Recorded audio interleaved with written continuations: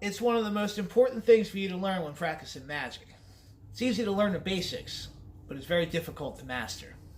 I'm Cloud, Moon Willow Magic. Welcome back to Wicca 101. Today we're talking about visualization.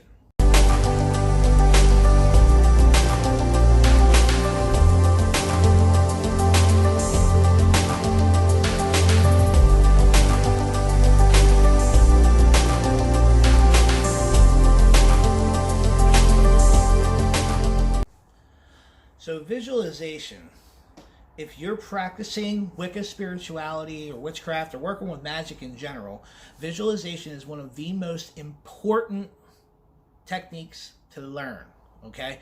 And here's why, okay? You can do the energy exercise that we did in the last video, right? And you can feel the energy, you can feel it there, right?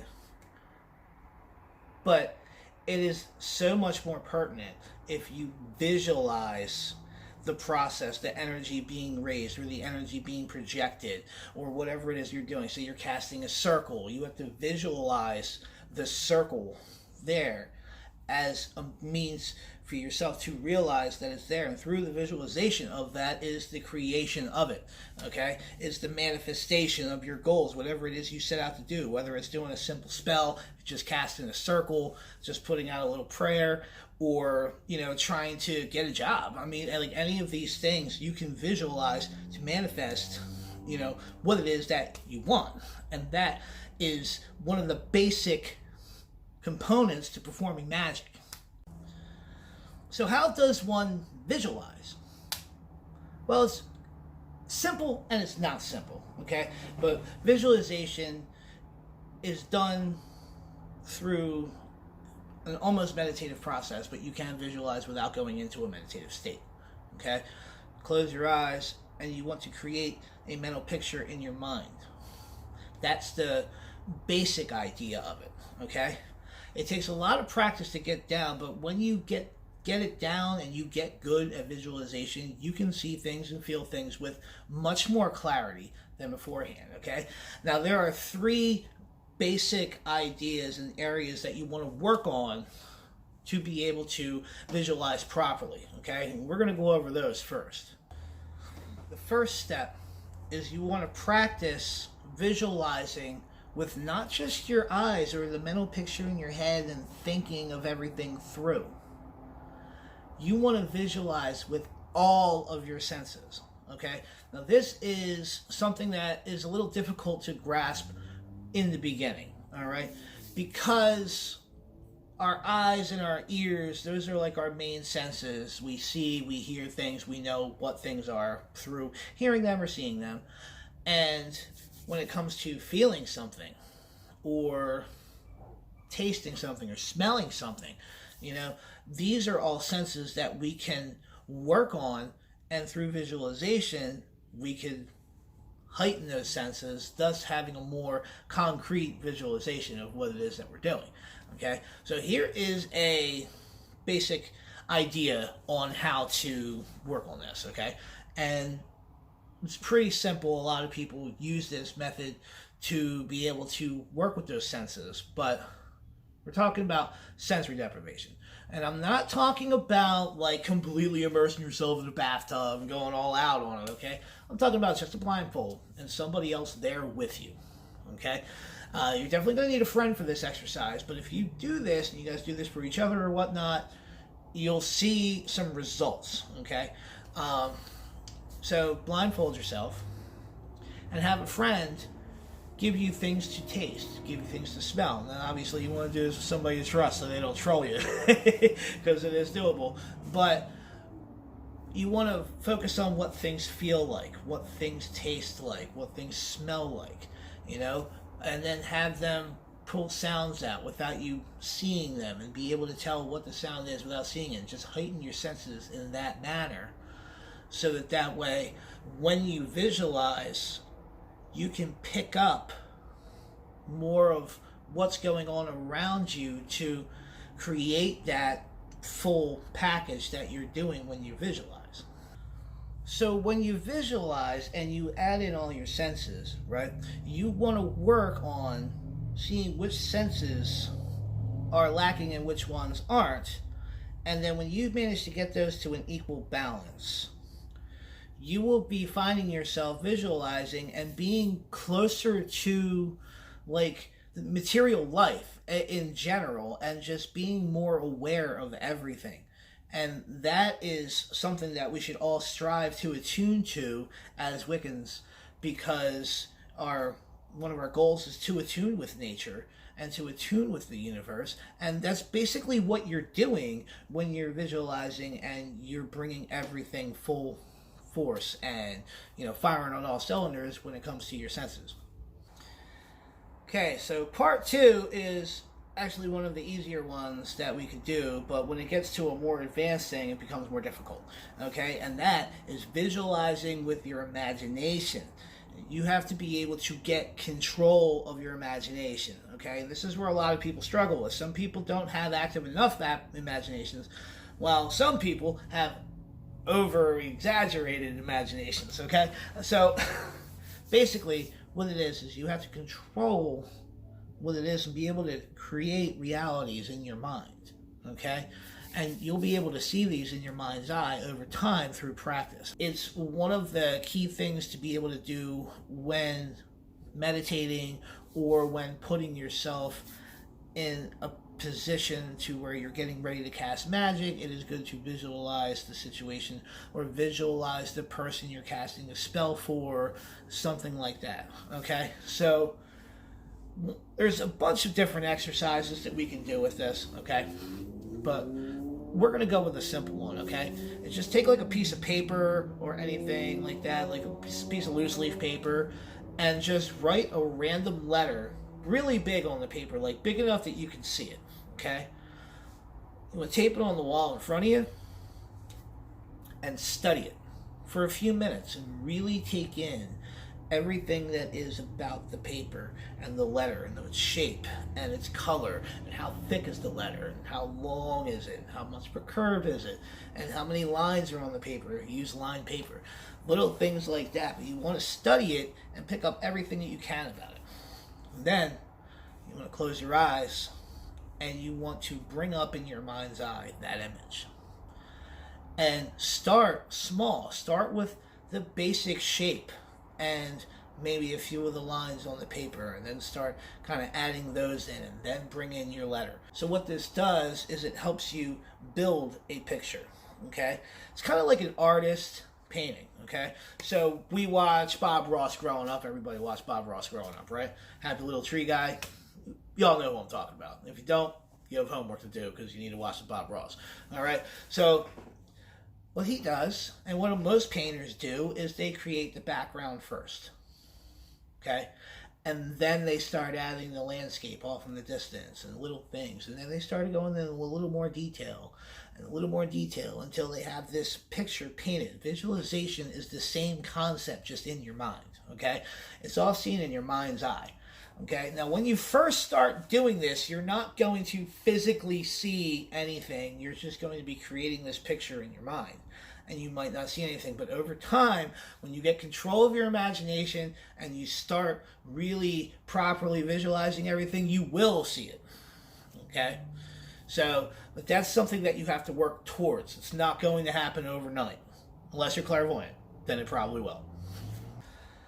So the last little piece to the puzzle here is to learn how to visualize using symbols. Now this is something that we all do because everything that we see is a sign of something.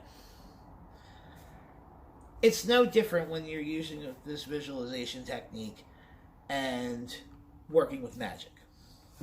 Anything that you see, feel, hear, taste, or smell, especially during meditation, is a sign of something. And it's up to you to interpret that the way that you perceive everything to be. Because I could tell you that you're blue in the face what something means, but if it means something different to you, well then it's going to mean something different.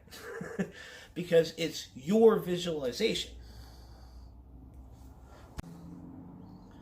So if everything that we see is a sign, we have to interpret those signs. This is very, very important when you're doing magic. I cannot stress this part enough. Especially if you're doing divination. Now, when you're reading, let's say, tarot cards, and you get to your little outcome part of your reading, a lot of times people have trouble discerning the future from their reading. Well, it's a simple process of taking the influences from the past and the present and building that picture for yourself of what the outcome is going to be. It's not so much of a cut and dry card thing. You have to build it up to that. You have to visualize the outcome yourself through interpreting what has come up in the reading prior. It's the same thing when you're visualizing for yourself, okay, and trying to make sense of a meditation or make sense of what you just visualized for yourself to try and cast some magic. All right, so here's a couple of ways that we could go about working on visualizing with symbols. So this is something that I actually excel in because I've studied this for quite some time, okay? Now, one of the best ways that you can learn how to visualize through symbolism is by learning symbolism or dream work, okay? And how to perceive the things that you see in your dreams to mean things. And then the second part of this is to incorporate that to real life, all right? So, you know, I'm walking and I just watched a grasshopper jump and land on a blade of grass next to me. That symbolizes something, doesn't it? Everything symbolizes something. It's just a matter of looking for those subtle signs to be able to move within the natural order of things and be more aware of everything. And that's why a lot of witches are constantly visualizing all the time and keeping their surroundings together to remain attuned and to remain balanced. So that's why it's so important to Wicca. And it needs to be practiced on a regular basis for you to be able to get it down. So we're going to do one more exercise that brings everything together.